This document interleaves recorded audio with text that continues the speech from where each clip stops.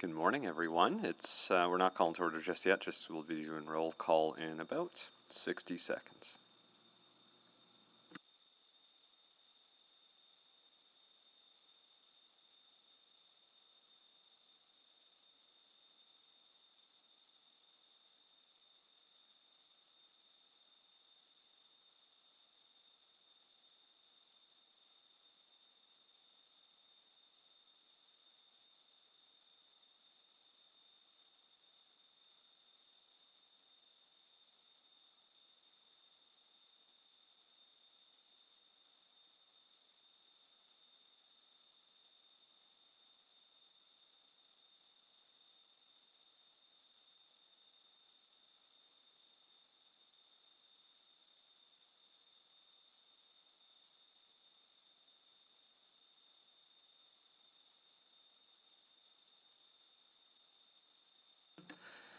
Okay. Good morning, everyone. It's 9:30 a.m., so we're going to call this meeting to order, and we're going to start with a roll call. So first I'll check in with Vice Chair Councillor Hamilton. Yeah, I'm here. Good morning. Councillor Banga. Councillor Banga. We'll come back around. Councillor Cartmel. Good morning. Good morning. Councillor Katarina.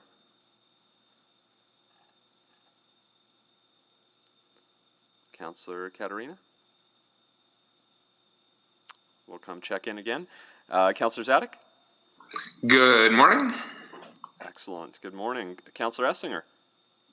Good morning. Good morning. Councillor Henderson. Morning. Good morning. Councillor McKean. Good morning. Good morning. Councillor Nickel. Good morning. Good morning. Councillor Paquette. Good morning. Good morning. And Councillor Walters, I've only worked with him for 8 years. Councillor Walters said he would not be able to join us today. He did send me a note earlier this morning. I'll swing back around, double check. Councillor Banga. I don't see his name on the list yet, but I think I did see Councillor Katarina join. Oh, and then he left. I've offended him. Well, we've got enough to get started, and I imagine Councillor Katarina will join back very soon. So let's start with a motion to adopt the agenda. Councillor Essinger? I'm happy to move the adoption of the agenda with the addition of 6.1. Thank you very much.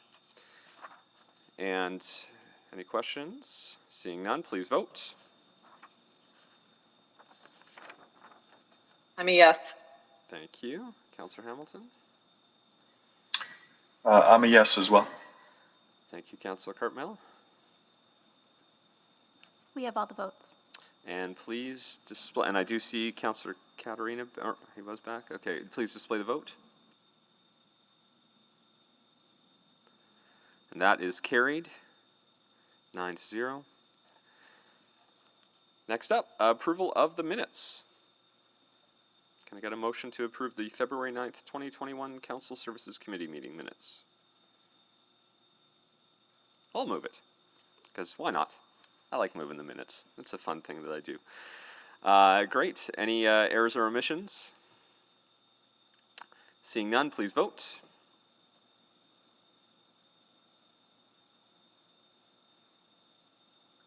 Yes. Thank you. We're just missing Councillor Zadek. Councillor Zadek? Yes.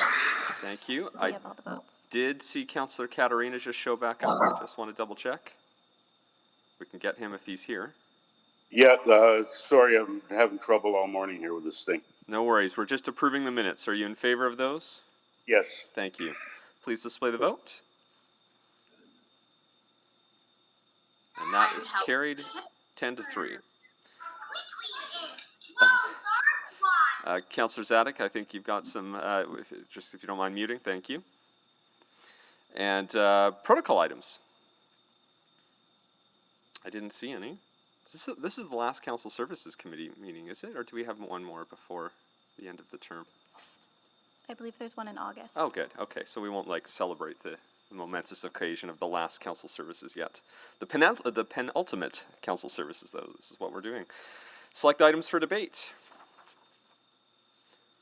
There's only one.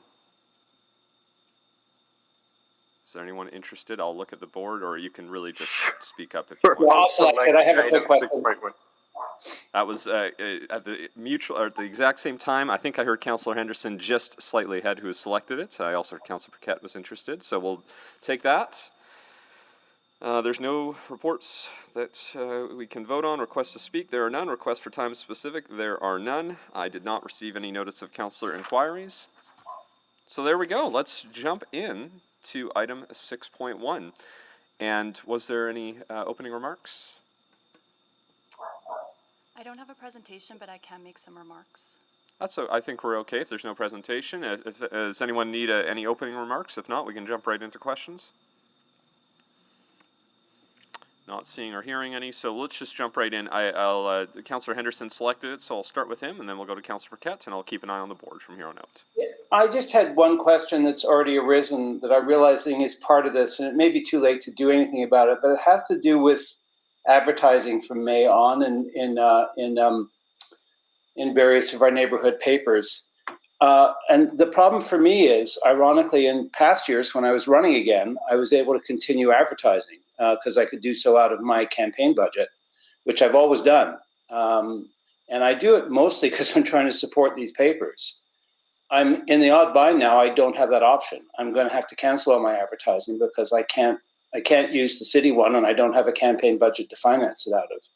So I don't know if there's anything we can do about that. I think I did raise this at the time, and I thought my memory was we'd left it open for someone who declared they weren't running to be able to do this.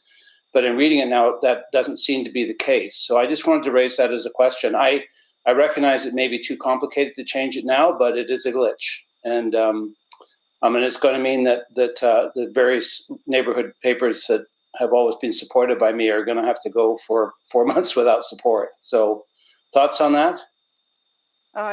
Thank you, Councillor Henderson, for the question. And this has come up in a couple of different forums. A number of changes I don't need to tell you about that have happened. All of the changes to the Local Authority Election Act have drastically changed the playing field for incumbents as well, for council or for members of the public who want to declare their candidacy earlier in the campaign period, as well as now there's a code of conduct. So we have gone back to the code of conduct and I've had a look at it. It doesn't specify the difference between candidates and councillors. And the reason in working with Kathy is to make sure that the budget and expense policy aligns with the code of conduct, and that activity, as you just outlined, is not permitted. After the election, we're happy to take that away. And if the next council wants to make some sort of provision to change that, we can definitely look at it, but it's probably too late for this term. Yeah, it's unfortunate because it's going to mean, historic, because it's never really been an issue because I've always voluntarily shifted it over in the past. Felt there was a point at which it was inappropriate for me to continue to pay if I was running again, but the irony is I have no mechanism to do that because I have no way to raise money. I'm not legally allowed to raise money to pay for it, nor can I continue to use my campaign or my city budget. So I don't know. I'd be interested to hear other people's thoughts on this. I hadn't realized. I remember raising this at the time, and I thought we'd said it would be all right to continue to advertise if we were declared not running. So I was a bit surprised to bump into this. So anyway, that was my only question.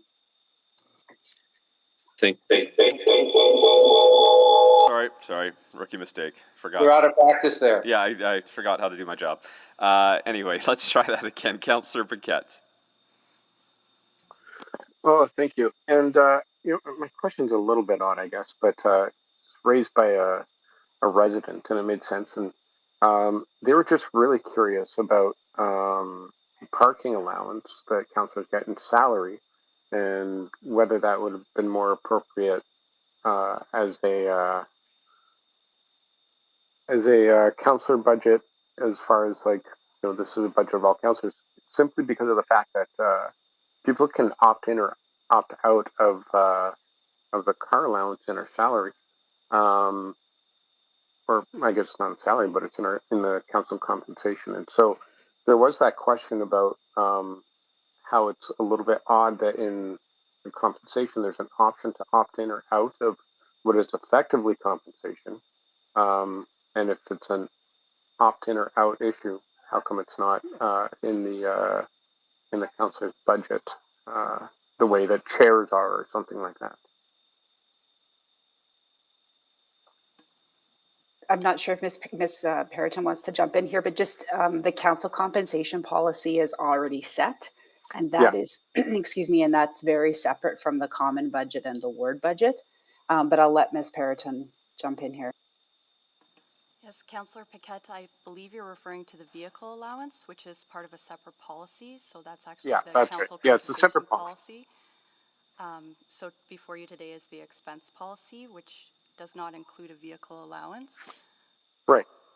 And so, so just on behalf of the resident, the concern was around so they understand that that's two different policies, but the fact that councillors can opt in or out of compensation makes it seem a little bit strange that it could be politicized. And so either if I think their perspective is either that should not be an opt-in or out situation because it affects compensation and it can be politicized, or it should be part of the general budget here that we're talking about today. If it's an optional thing, and maybe it shouldn't be part of compensation. Thank you, Councillor.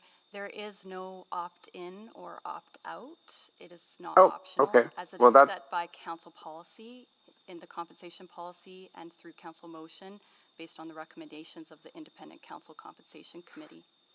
So that is new to me because they were absolutely certain that there was a councillor who had opted out of receiving that vehicle allowance, but that is not actually a thing that can be done. No, as it is a council motion and policy, there is no opt-out clause in that policy. And that was what I thought, but sometimes we question ourselves in the face of absolute surety. So I will take that back to the resident. Thank you very much. Thank you, Councillor. Thank you. And I have just one other question. I wanted to ask about the, let me just bring it up here, the section related to hospitality, I think business and hospitality, and I should have written down the actual section for it. Really probably doesn't matter the section, you might know. Oh yes, business meetings and hospitalities. So I was just curious, the last line of A does talk about, and I know we've chatted about this in the past as a council, about reasonable alcohol expenses may be included for meals or receptions. And I'm wondering if, instead of outlining that, I'm wondering if it should be just clearly tied to whatever the policy is within the city of Edmonton for all other areas. And I know there's been a bit of a back and forth on that in the past, but I think I'm hearing that might change related to the city of Edmonton's policy. So I don't know if there's value in just aligning it that way. Thank you, Councillor Knack. And it's fairly easy because what's before you is a draft policy, draft amendments. If it is the wish of Council Services Committee when you recommend this, if you do recommend these changes up to Council, it's easy to just do a strike through, and that could just say under business meetings and hospitalities, E, and eligible expenses, it could just say alcohol and cross out the rest of it if that's the desire of Council Services Committee, and then council approval is required. Well, maybe what I'll do, because I'm just waiting, I've heard that might be changing from the city of Edmonton's perspective, and I don't know if that's officially done yet, but if we are sending this up, I could probably pull it at council and ask ELT or whoever's going to be representing to see what that policy is, just to see if there's a difference between what ELT is doing and what council is doing. So I'll leave it for now and try to figure that out over the next week here. Perfect. Those are all my questions. Does anyone else have any questions? I don't see anyone on the board, so seeing no other questions, is there someone willing to put the motion on the floor that this be recommended to City Council? So moved. Thank you, Councillor Essinger. Anyone wishing to speak to it? Not seeing anyone on the board to speak to it, so please vote.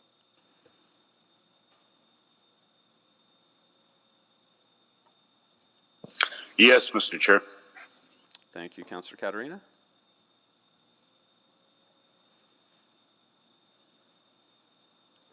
We're just I'm a missing- yes. Perfect. Looks like my token expired just this moment. We have all the votes. Please display the votes. And that motion is carried 10-0. Wonderful. No motions pending. Any notices of motion? Seeing none? Oh my goodness. Oh my goodness, what are we going to do? We're done so early. We're going to adjourn at 9:44. Enjoy your morning, everyone.